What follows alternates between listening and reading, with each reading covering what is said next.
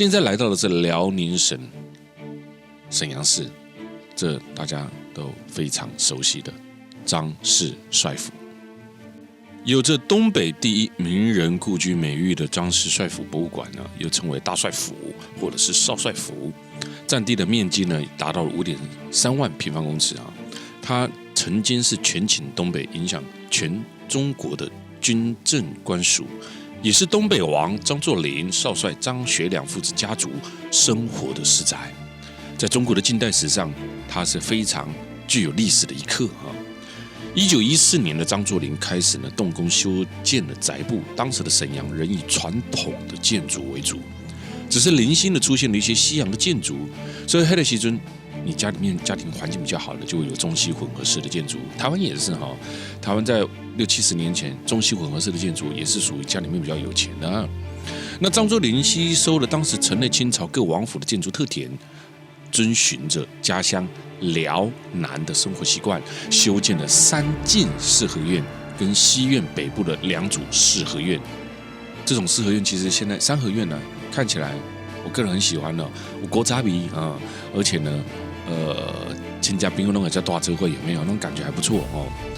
帅府庭院相连，雕梁画栋四合院啊，三进四合院是典型的中国传统的古典式的建筑，它的特点呢，就是在它的建筑的雕刻上哈。那宾馆呢，非常非常多的雕刻哈。那帅府东院的小青楼也以中式风格为主。张作霖为最宠爱他的夫人武夫人呢，寿是专门呢修建的啊。那当然这里呢，皇姑屯事件中被炸成重伤的张作霖呢，走完他短暂而充满传奇的一生，也在这一栋啊。我们在历史上呢，回到了1931年的9月18号的晚上啊，我们今天来讲讲张氏帅府哈，这个张作霖啊，日本关东军的安排底下，铁道守备队炸毁了沈阳柳条湖附近日本修筑的南满铁路入坑，并栽赃嫁祸于中国的军队。日军以这个为借口，炮轰沈阳北大营，就是震惊事件的叫做918事变。当时中国的东北大门被日军冲破，长驱直入侵略的战争。东北3省呢，全部被日本关东军占领之后，又发生了著名的叫做西安事变。在短短时间之内，当时我们称为叫做4万同胞内忧外患接踵而来啊。那这个又与当时我前面所讲到的皇姑屯事件呢有何关联呢？张作霖没有遇害，事情又会怎么样啊？张作霖一死，为何张学良守不住东北的大门啊？张作霖1875年来出生啊，那他呢，很多人称名叫老疙瘩，很多人称名叫大张大帅啊。海域市并不是当时的一座城市，而是一个村庄。张作霖像大多数的中国人从农村走出来的娃，那他慢慢的呢，从这个地方呢壮大势力，参加过中日的甲午战争，而强悍了起来啊。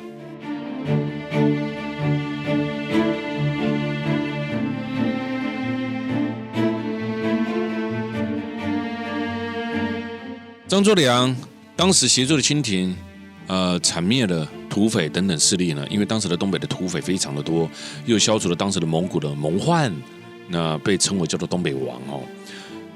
张大帅张作霖每一步走的呢，都是稳当当啊。一直第2次的直奉战争胜利之后呢，张作霖打进了北京，任陆海军大元帅，代表了当时的中华民国行使了统治权，成为当时国家最高的统治者。在位的期间，曾多次的抵抗日本人的拉拢，拒绝签订卖国条约。1928年，因为前线战事的不利，张作霖被迫返回东北，途中呢被日本关东军埋伏的炸药炸成了重伤啊。当天呢，他送回沈阳官邸之后呢，就是我刚刚说的他的官邸之后呢，死掉了啊。那张作霖的一生充满这个传奇啊，从一个懵懵懂懂的农村小子一步步走向了东北王的位置啊。作为统镇中国东北大门的这个首领政治军事的才能绝对都是可以肯定的他被称为乱世枭雄。苏日虽然将张作霖视为眼中钉，但他也很佩服他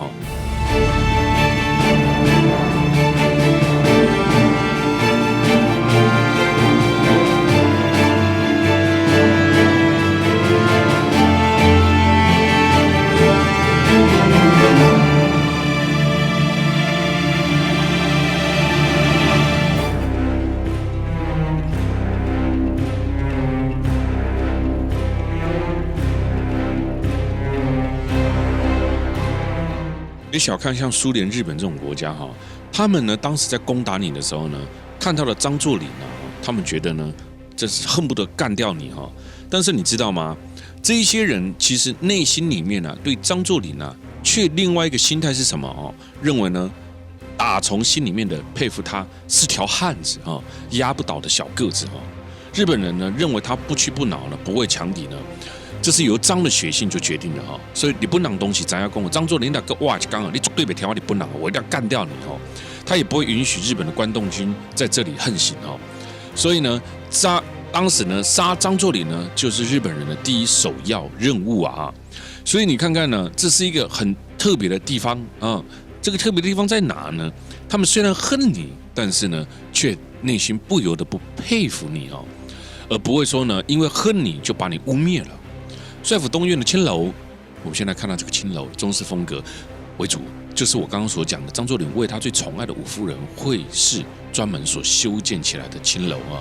小青楼的北面，也就是现在看到这个叫大青楼，一栋西式风格也仿罗马式的建筑，当时奉天城的最高点之一。进来这里面非常多的西式文化，张作霖搬入了这里。你看到这个有看到中华民国的国旗哈？有没有？应该看哈，柳树让马西卡的波伦的保存下来哈。他没有说今天国共两个在战争就把国旗撤下来，没有。这里是张作霖的，以前他代表中华民国哦，他还是把中华民国的国旗挂在这里啊。张作霖搬入了当时在这个大青楼的1楼办公，家眷呢也就搬到了这里来哈。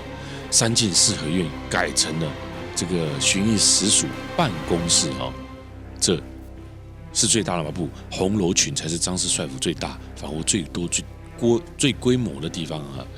那我刚刚前面也讲到了哈，当时呢，虽然呢，日本都是拉拢跟利诱的张作霖啊，他不签丧权辱国的条约哈。虽不说张作霖或者能够阻止完全日本，不一定能够完全阻止，但至少呢，你不能来干预。那你不能被爬行，让敌人要攻打你的时候呢，还对你有一份畏惧哈。那皇姑屯事件之后，东北的局势的紧张了，中国的东北大门就被重重的撞击了哈。东北就面临了一场政治军事的动乱，日本人呢就在虎视眈眈啊，在等在你内乱了哈，找寻一个有机可乘的地方啊。在张学良面前呢，以托孤老臣之居哈，不把少帅放在眼里，并和日本人狼狈为奸。为了不让日本人窃取东北，也为了稳定政权，当时的张学良不得不发动著名的老虎厅事件，以迅雷不及掩耳解决了其中2个人，才稳定了东北大局。张作良为什么？为什么？因为当时呢，张学良的。担任父亲呢，就任东三省保安总司令，主持东北大政。张作霖的重臣，东北军政的参谋议长呢，还有黑龙江省长呢，在张学良的面前，就是常常讲说托孤老臣之居。那所以呢，当时这也是一个非常有名的哈。那但是呢，由于这个张学良很年轻就接手了啊。那张学良主导之下呢，东北一起承认南京蒋介石中央政府。那接着呢，日本发动了918事变，但是蒋介石呢，攘内必宣安外的抵抗政策呢，促使张学良不得不放弃东北3省，直到发动了西安事变，扣押了蒋介石呢，才翻转了这个出现了一连串的决策的失误了啊！不但使自己陷入了被动的局面，还拖延了时间，错失了最好的抗日战争了。那后又扣押蒋介石，逼迫呢他抗日，这一前一后的矛盾优柔寡断呢。张学良为什么很多人在历史上讲说呢？张作霖交给张学良之后，东北的大门呢就没有办法守住了，因为毕竟呢这个太年轻了啦所以呢情况是不一样的。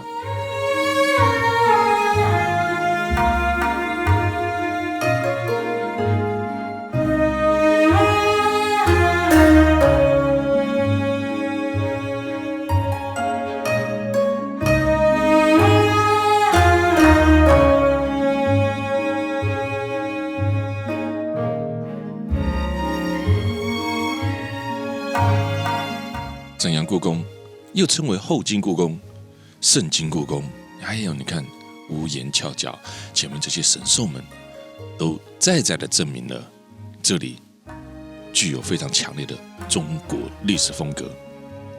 沈阳故宫的建筑布局分为3路，东路是清太祖努尔哈赤时期所建造的藏殿制的大正殿跟十王亭，中路是清太宗皇太极时期续建的大钟阁，西路则是乾隆时期所增建的迪光殿。我喜欢谈历史，我更喜欢诉说历史。我认为我可以把历史所有的一切传达给所有的人，是一种非常愉悦跟快乐的事情。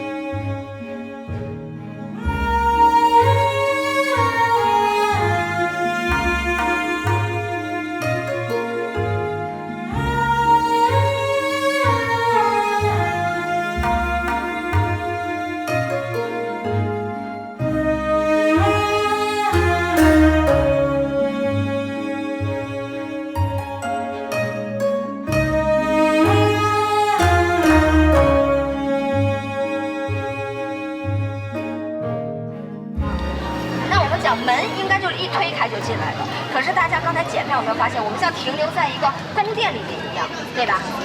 那这个门呢，它是古代等级划分的一个表示了一个展现了那最高级的就是我们像宫殿一样的门了，大清门应该是门的等级里最高级的了那最低级的柴门，放柴火的地方了，对吧？所以那外观建筑来看，我们找一找跟北京故宫的不同之处。我们抬头看上面的瓦片，北京故宫大家回忆一下或者你有照片可以拿来看一看。北京故宫上面全部都是黄色的琉璃瓦，沈阳故宫呢，它镶以绿色的剪边，北京故宫是没有这个绿色的，对吧？全部都是黄色的。为什么呢？因为这个北京故宫是明清两朝的宫殿了沈阳故宫属于清朝。那清朝是满族的那满族的话，它是游牧民族，绿色的剪边代表了满族对山林故居对草原的一个眷念之情的所以你看他们的屋子上除了黄色的琉璃瓦片，还会镶以绿色的剪边了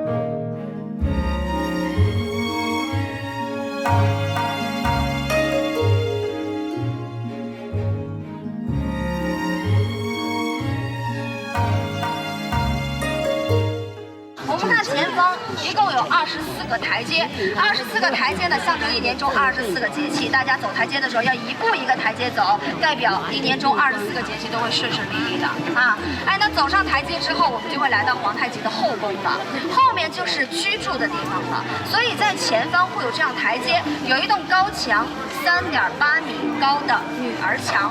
这个女儿墙是什么用途呢？因为以前他们外出在山林打猎的时候，为了防止猛兽的袭击，都会在自己的住宅外面建一栋高一点的墙来阻挡猛兽的攻击，所以慢慢的就把这个建筑特点带到了故宫里面，所以这是满族独特的建筑风格了我们看一下，眼前有一根红色的木杆，看到了吗？这根红色的木杆上面有一个黑色的碗一样的东西，这个呢是神杆，对，满语叫索罗杆，翻译成汉语叫神杆。上面的那个小碗是干嘛的呢？上面装上五谷杂粮、肉丁肉末，是来喂乌鸦的满族呢是认为乌鸦是神兽，是神鸟的，是不允许射打的，还要敬奉它。所以那乌鸦在我们看来应该都是不好的，对不对有时候一个人说话不好听，说他乌鸦嘴说乌鸦来了有不好的事情要发生，可是满族却不这样认为那上面这个碗呢，就是乌鸦来吃东西的那我们看一下顺着我手指的方向看一下我们正前方这座相对来讲偏大一点的宫殿叫做清宁宫，因为位置位于正中间，所以呢我们也叫它中宫。中宫就是皇后，皇太极的皇后博尔济吉特个哲居住的宫殿了啊。那这个宫殿里啊，大家进去会发现，它也是典型的满族式住宅。一进去之后，口袋房，万字炕啊，三面都是炕。哎，所以说当时我们看电视剧《甄嬛传》哈，哎，跟那个皇后请安的时候都坐在一个炕上，里面就是这样的。沈阳故宫跟北京故宫紫禁城最大的不同是，沈阳故宫是以满清的生活及文化背景为主的建筑，在这里生活的有3个满清皇帝，哪3个？努尔哈赤、皇太极以及福临。北京故宫紫禁城则以汉文化为主导，明清2朝的皇帝来去共用哦。沈阳的故宫规模虽然比北京的故宫小了很多，但一趟走来，廊道呢回绕，还是呢很特别哦。那在这故宫其实有2个，北京跟沈阳。沈阳故宫建在1625年，就是清兵入关之前。清朝的开国时候是女真族满族的前身，也就是我刚刚说的3个皇帝领袖的努尔哈赤继承了皇太极所创建的王宫，其中2个啊，也是北京故宫以外仅存的完整建筑。沈阳故宫里面共有90多座殿色炫目的黄琉璃瓦。我不跟你说，你知道这里是故宫，但是哪个故宫啊，你不一定讲得出来哦。那这个故宫呢？这个沈阳故宫费时了11年的光阴来建造，占地了6万平方公尺。沈阳故宫跟紫禁城相比呢，虽然略为逊色，但你知道吗？它没有那么大，但是呢，它小，它的雕塑概念构思更是强烈哈。沈阳故宫完全极富满族的风格与特色，王者气派，弥漫着女真人尚武的精神。从它的龙形柱头、稳瘦的琉璃，非常明显。所以我个人啊，其实特别喜欢沈阳故宫。为什么？因为它虽然小，但是它更来雕塑的精致，而且它的满族文化不是说占60%啊，是100%满族文化。但是你到了北京紫禁城呢，不一样，它的满族文化没有来的那么的强烈啊。所以这些故宫，这一些中国近代从满清文化下来哈，特别吸引人啊。从东路最新进程，其中包括了努尔哈赤的行军大典的大正殿呢，满人习惯在建设寝宫的时候呢，采用高台，台基不高哈，因为他要建设寝宫呢，采用高台，破龙西尊的不会用哈。那更有名的是大正殿，有的是8旗哈。那这个我们也有听过哈，满清8大旗哈，满清正黄旗，对不对哈？就是满人的后代。那尤其是呢，满清的特色是8角重担亭子的建筑啊，亭子做了个8角形式哈。那大正殿是皇帝跟左右翼王8旗王议政的地方哈。那再一直走到哪里？走到了中路哈。那从大正殿一直走来哈，所以这些呢都是满族文化的特色。而中路为主路，建于1636年，就是皇太极的登基之年，同大清门直入，就可以到达了皇太极称帝之处哦。